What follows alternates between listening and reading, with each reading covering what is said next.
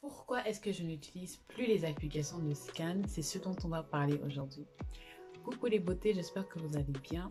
Je te souhaite la bienvenue sur la chaîne des consommatrices avisées.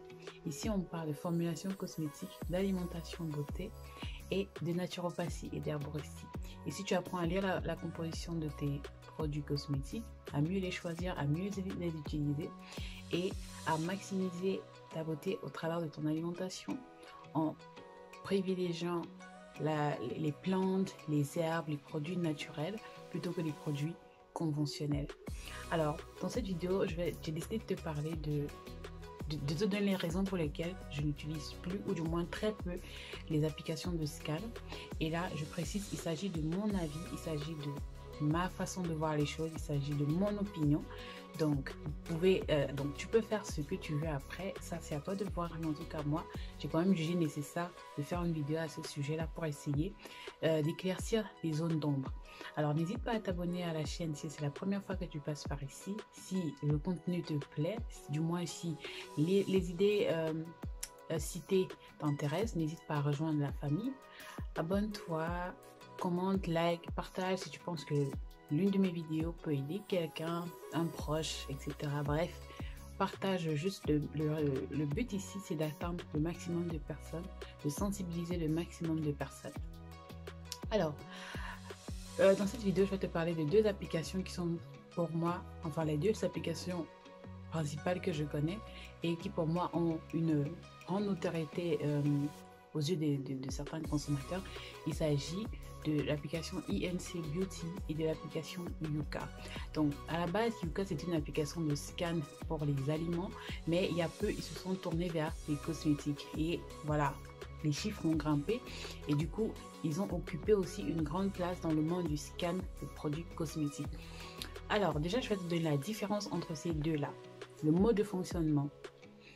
Il faut dire que Yuka se concentre sur la dangerosité des produits, des substances contenues dans le produit, tandis que INC Beauty se focalise sur le pourcentage de produits dangereux dans le produit, si on va dire comme ça.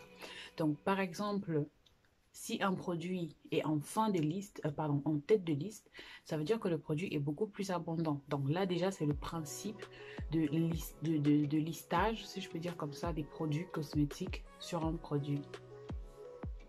Pas dans des substances sur un produit.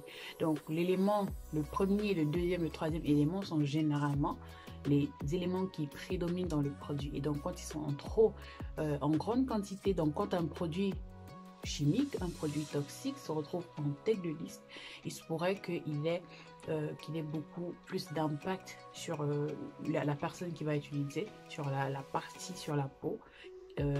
Si c'est un produit par exemple abrasif, agressif, il se trouve que la peau va se retrouver traumatisée après l'utilisation de ce produit là. Donc c'est un peu ça le principe de INC Beauty, tandis que Yuka se focalise sur la dangerosité des substances dans les produits.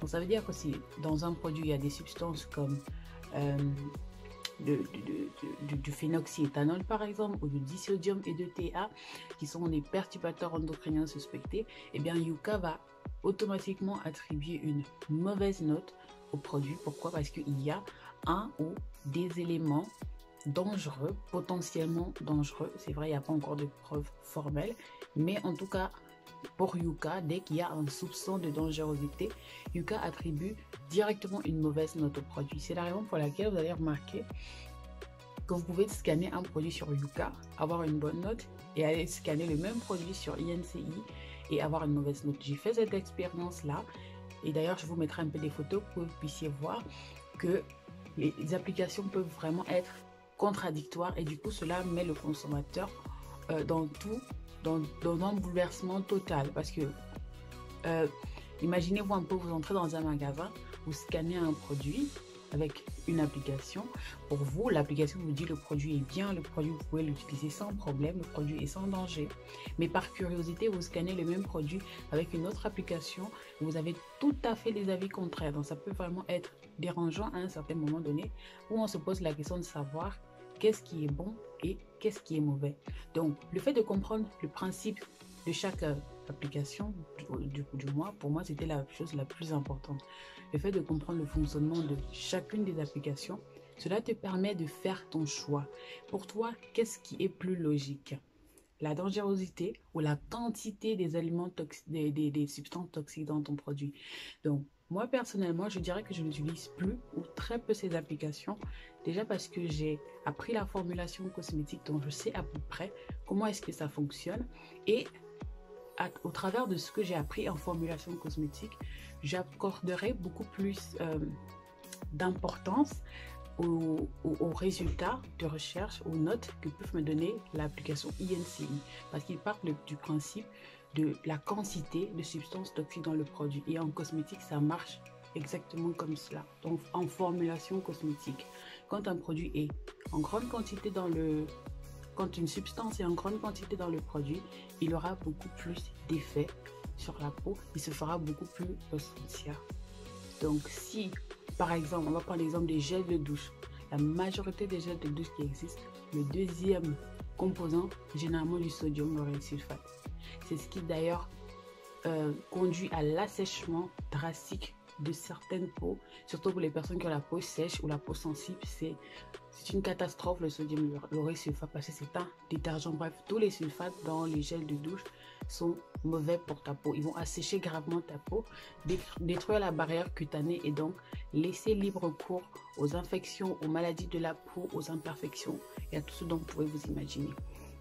Donc pour moi, s'il fallait choisir entre INCI et Yuka, je choisirais INCI parce que de toutes les façons, on ne peut pas prétendre éviter totalement les substances toxiques. C'est pas possible.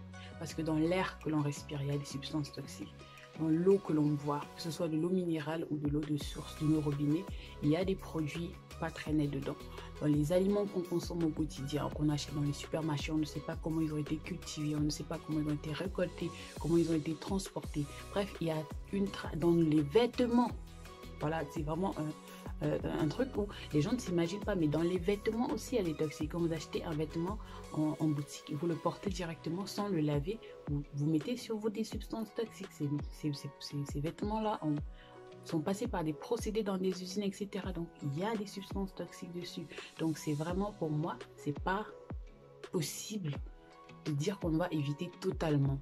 Mais l'important ici, dans ce monde où on vit, un monde moderne, c'est de limiter le contact avec les produits toxiques. Mais d'éliminer carrément, c'est pas possible. Donc, voilà. C'était ça mon avis. Les applications de scan, c'est pas mauvais, mais il faut aussi comprendre le principe et savoir ce qui est pour vous plus intéressant ou ce qui a beaucoup plus d'importance pour vous. Parce que le fait d'attribuer comme ça des notes aux produits, ça peut vraiment mettre le consommateur dans un trouble. Et du coup, on a l'impression qu'on est perdu, on ne sait plus ce qu'on fait. Donc, dans ce cas-là, je dirais qu'il faut choisir ce qui est plus important pour vous. Et là, vous pourriez faire vos choix.